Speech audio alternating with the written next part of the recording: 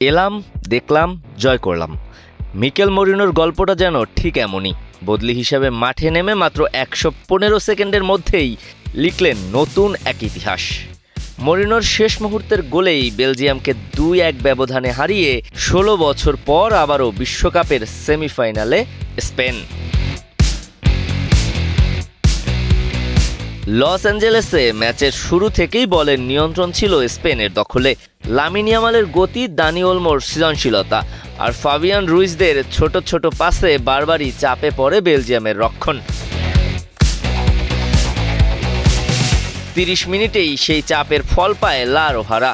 Thibaut Karatoya প্রথম shot ঠেকালেও ফিরতি বলে কোনো ভুল করেননি ফাবিয়ান রুইজ।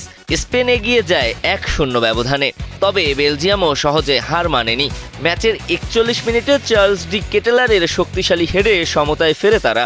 ওই গোলের মধ্যে দিয়েই ভেঙে যায় স্পেনের বিশ্বকাপে টানা ৬৪৯ মিনিট গোল না খাওয়ার এক অবিশ্বাস্য রেকর্ড। বিরতির পর একের পর এক আক্রমণ চালায় স্পেন, কিন্তু দুর্দান্ত সব সেভে দলকে ম্যাচে টিকিয়ে রাখেন কুর্তোয়া। তবে ৭১ মিনিটে চোট পেয়ে মাঠ ছাড়ে এই বেলজিয়াম গোলরক্ষক, আর সেখান থেকেই যেন বদলে যেতে শুরু করে ম্যাচের গল্প।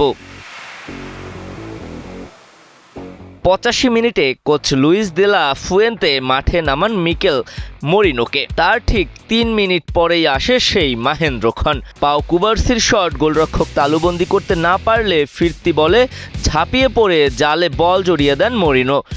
মাঠে নামার মাত্র ১১৫ সেকেন্ডের মধ্যেই করা এই গোল এখন বিশ্বকাপ ইতিহাসে স্পেনের কোনো বদলি ফুটবলারের সবচেয়ে দ্রুততম গোল।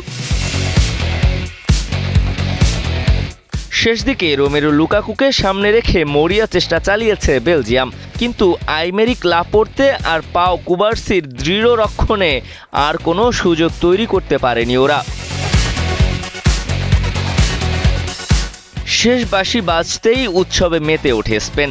১৬ বছর পর বিশ্বকাপের সেমিফাইনালে ওরা। টানা ৩৬ ম্যাচ অপরাজিত থেকে এবার তাদের সামনে সবচেয়ে বড় পরীক্ষা ফ্রান্স।